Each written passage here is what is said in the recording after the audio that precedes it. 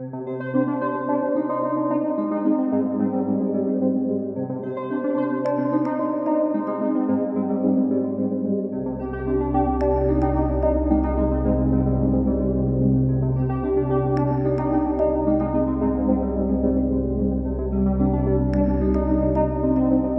this episode of Scammer Stories, when I was trying to figure out what the heck happened to my mom and my family years ago, there wasn't a lot of material for research. Since then, victims are starting to publish books on what happened to them. Now people just finding out about romance scams can read books like Scammed in America by Dorothy Harding. Kathy, with Advocating Against Romance Scams, pointed me in Dorothy's direction. I had to get an interview for this podcast. Here's Dorothy's story. Tell us a little bit about yourself. Like, where are you from? What do you do? I grew up outside of Detroit, Michigan. My father was a World War II vet. There's a lot of military in our family. I had two brothers that served. One retired after 32 years. The other one was an ex-Marine. My older sister is ex-Army. Dorothy was married when the economy bottomed out in 2008 and everything changed for her. I ended up losing my job, so I ended up working part-time for the government. I worked for the Department of Defense agency called Defense Commissary Agency, so I worked at the commissary, and I ended up retiring from there in 2019. And what did you do for a living before you retired? I worked in an automotive factory, plastic injection molding parts for GM, Subaru, and when the economy took a big hit, they closed everything down. It was terrible. You could not get a job. And here I had 20 years retail work. I've worked in waitressing, but if you did not have a lot of experience in that job, they weren't going to hire you. I ended up going to school for a year, and then I still couldn't find a job. So I ended up, my brother was getting ready to retire from the Army, and he says, well, you know what, go to usajobs.gov. And I applied for a job at the Air Force Base in Michigan, which is Selfridge, and I ended up getting a part-time job there. Okay, so how did this whole thing get started with you? It was 2019. The end of 2018, I had some major surgery. I had 3 of my discs in my lower neck fused. So I was out for maybe about 6 months out of work, and I just got back to work. And then my aunt, who lives in Tennessee, where I'm going for Thanksgiving, I was very close to her. And she died.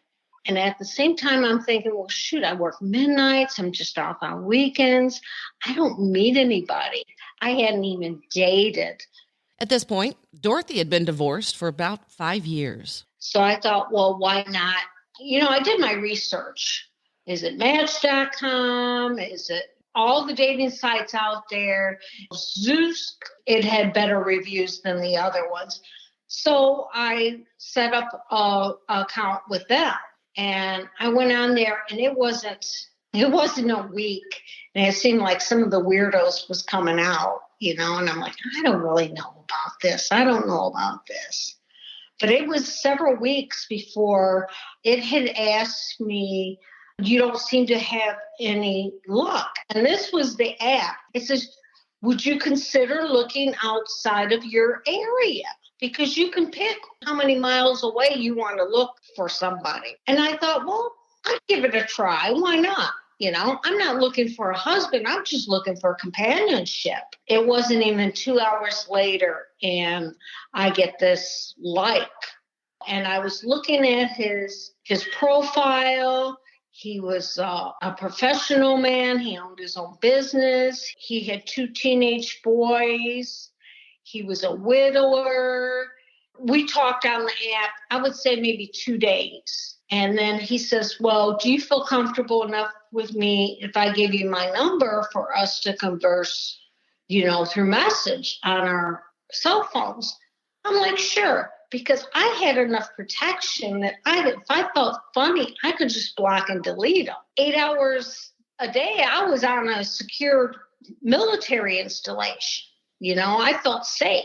And I lived within 5 miles of the installation. It took me maybe about a month before we exchanged any like addresses or anything like that, any more personal information than that. It was maybe about a month and a half in, and he kept calling me and calling me and calling me. Oh, I got this business here and I'm going here. And his name was Eric Anderson. He owned a business, financial consulting. He sent me thousands upon thousands of pictures of him with his boys, him at work, doing seminars. We video chatted, but not face to face. There was one time he was talking to me and he had turned his head and he was talking and I seen his mouth move. So I thought, well, maybe he's legit, you know? Back up. Let me understand. Okay, so when you say you video chatted, but not face to face, what do you mean? He would FaceTime me, but he was like talking and he's filming as he's walking in his house. Okay, so you couldn't see his face. So there was not the face to face. There was only one face to face. And it was like he had sunglasses on and he was looking up at the camera and I could see his lips move. One of the things that I learned later that was the major tell-all that you're not talking to who you think you're talking to. Okay, so you noticed that, and then what? We just kept talking, and he's like, well, I work a lot. And I said, well, I work a lot too. And we just got to talking, and he's like, are you considering retirement? How are your finances for retirement? He sent me information on a website. He sent me all of his business information. He sent me pictures of all of his business personnel. I mean, for me, there was nothing to question. But then again, I hadn't been in the dating world since 1998. What she says next, you need to hear. Every scam victim who feels stupid and every family member who doesn't understand needs to listen up here. Me working for the military, they heavily train you on scams. But not one time have I heard anything about romance scams. And I'm like, if they had just told me, hey, watch out for this, watch out for that. By the way, that's changed some. You've heard in previous episodes on veterans that the military finally got a clue and told the soldiers what can happen to their pictures. However, I haven't heard of military training on how to avoid becoming a victim on the other side of the scam. I'd love to see the training go even further than the military. How about let's teach it in schools? Now, there's an idea I could get behind. So then he got to asking me personal questions, how much I had socked back as far as money. He could help me with some advice on how to invest my money. And that's how it all started. So she started to think about her finances. Well, maybe I should start investing more into a retirement account. I had a pension up through the government and I had some savings, but I thought about maybe I should. He said, well, let me help you. Have you ever heard of Bitcoin? The reason for that is the scammer had to be able to have access to her money. And I never heard of Bitcoin. And that's how it started. Set up these accounts. I'll help you do it. You'll make lots of money. The problem is intelligent women invest.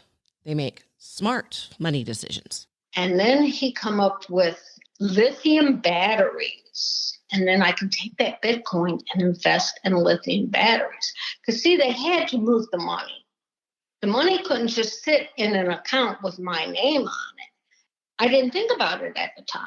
I thought he was legit. I could not find nothing on this person. Well, of course, his original story was he was from the Bahamas. So he was not an American citizen. And of course, scammers have an answer for everything. So me thinking, well, if I can't find anything on him because he's not an American citizen, maybe that's why I'm not finding anything. Because I'm a smart woman. I'm an intelligent woman. I invested up to, I think it was $3,500. And he kept wanting more. And I'm like, wait a minute. I don't have that kind of money. I've got to look at how I'm going to survive. I've got to make ends meet. I'm going to take care of you. I'll take care of you. You could just get rid of your stuff and sell your things, and we'll move in together. And he had really convinced me that he was a legit person. My sister works for an author, and she does research for her, like if somebody wants a charity thing from the author, then my sister does background checks.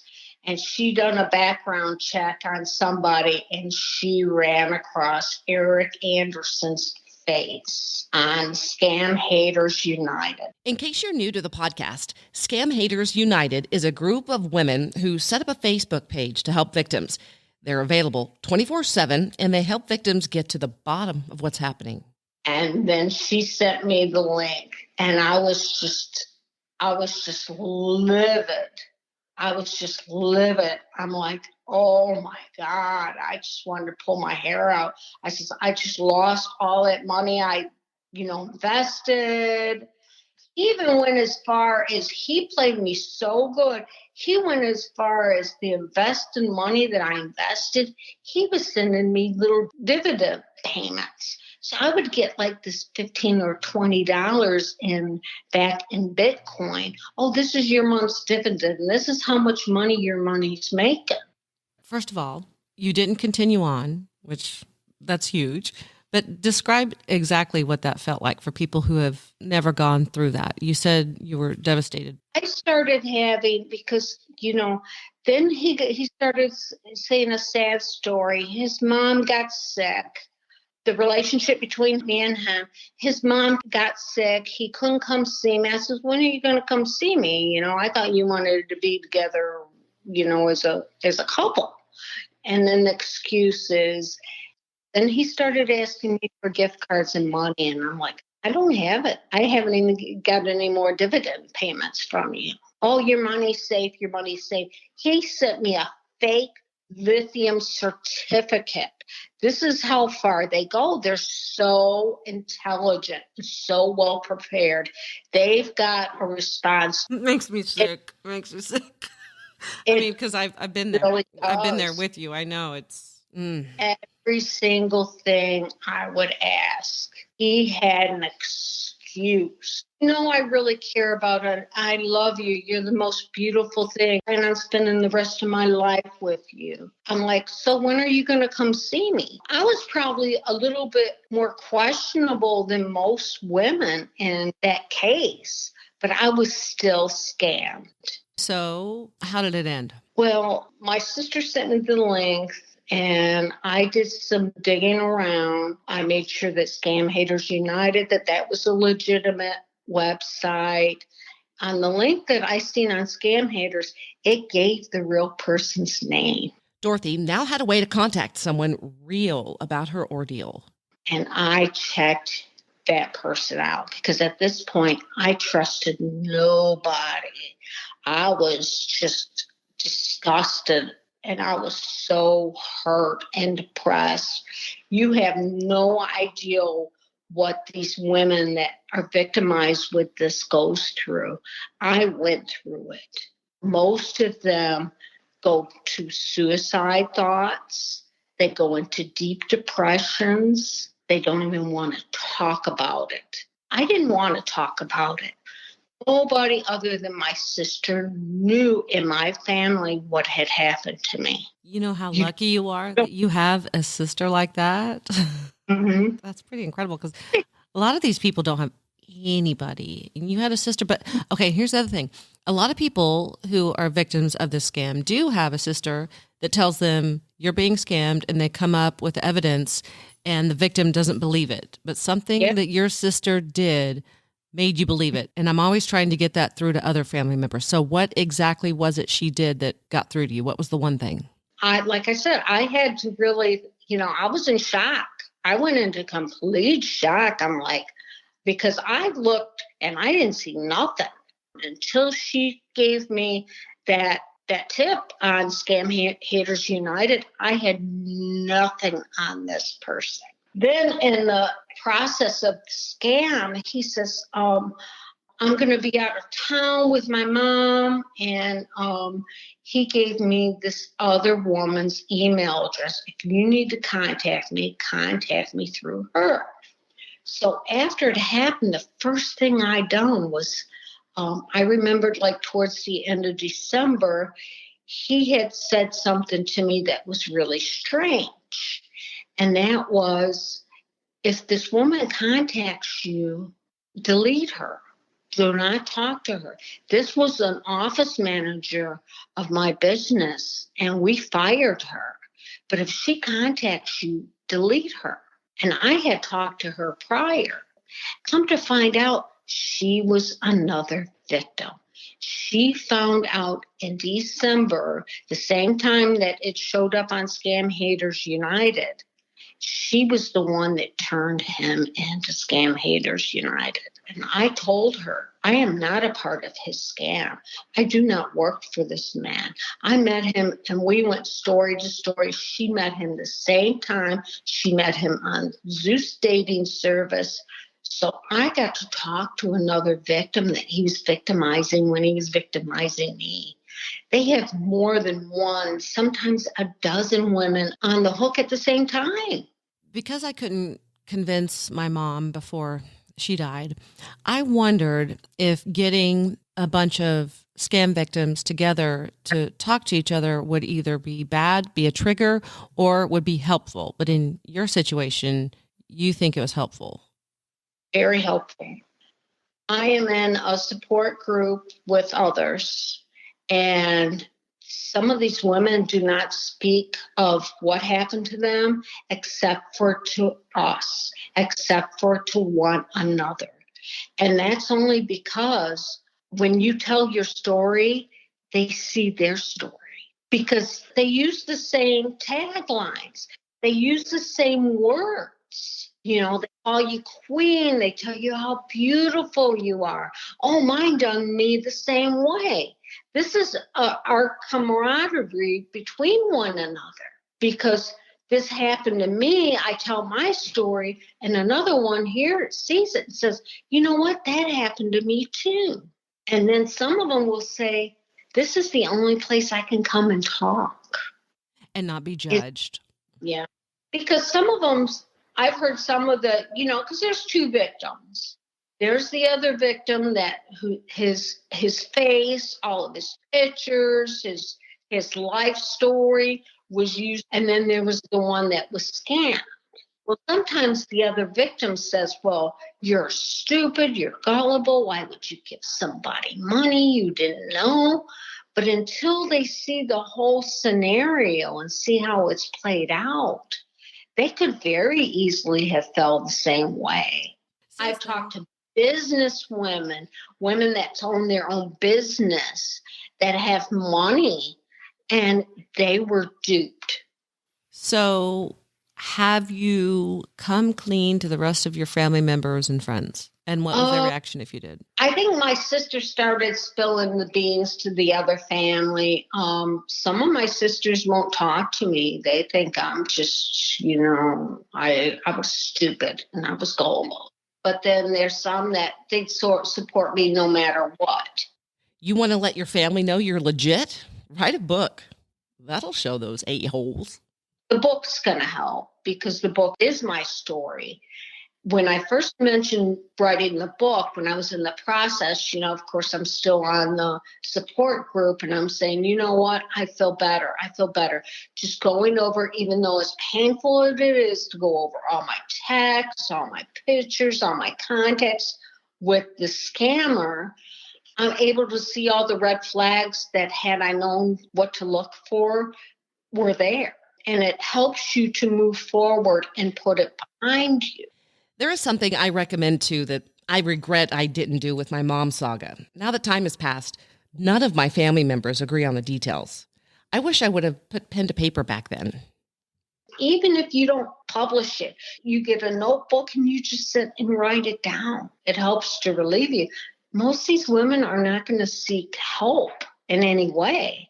They just sit and they just keep it to themselves. They don't report it please report it to the FTC.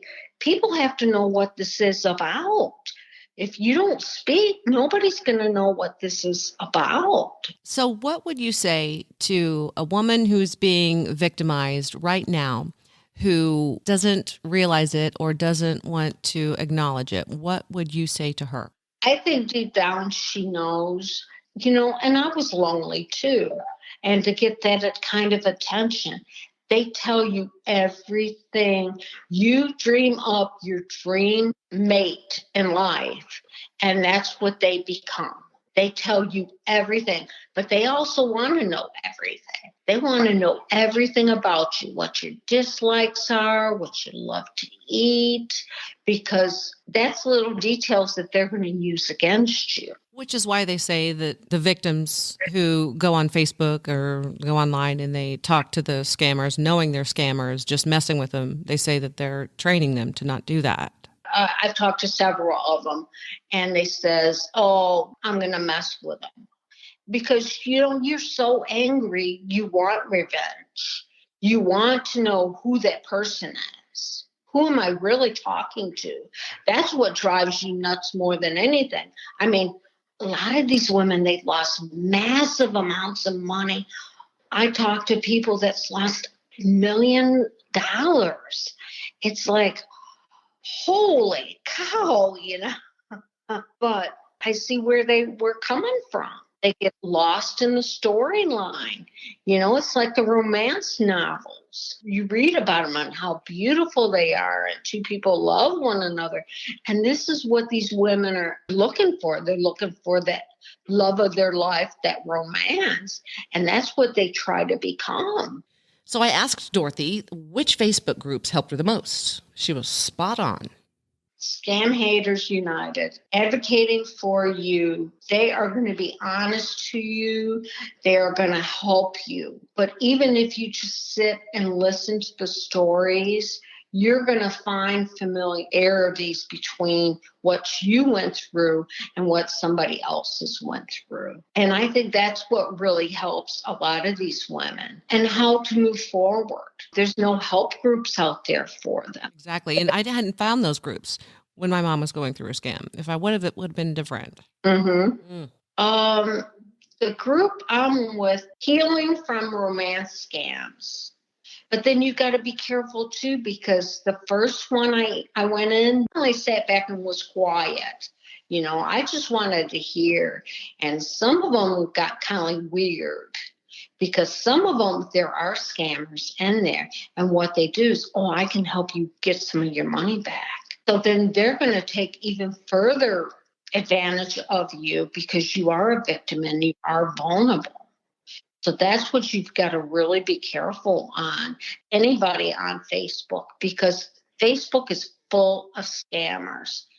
There are scammer groups on there on Facebook that they communicate with one another. I've got some bank accounts. I've got some credit card numbers. If you didn't catch the name of the book, I'll put it in the notes section. I posted a picture on the Facebook page too.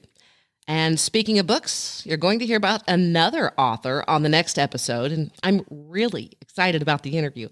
After years and years of searching and complaining about not being able to find a therapist who specializes in romance scams, that's happening. She even wrote a book about it. I'll tell you what it's called next time. I don't want to steal any thunder from this week's author. If you have a question for me, don't forget, name's April, and you can email me at scammerstoriespodcast@gmail.com. Until next time, Scammer Warriors.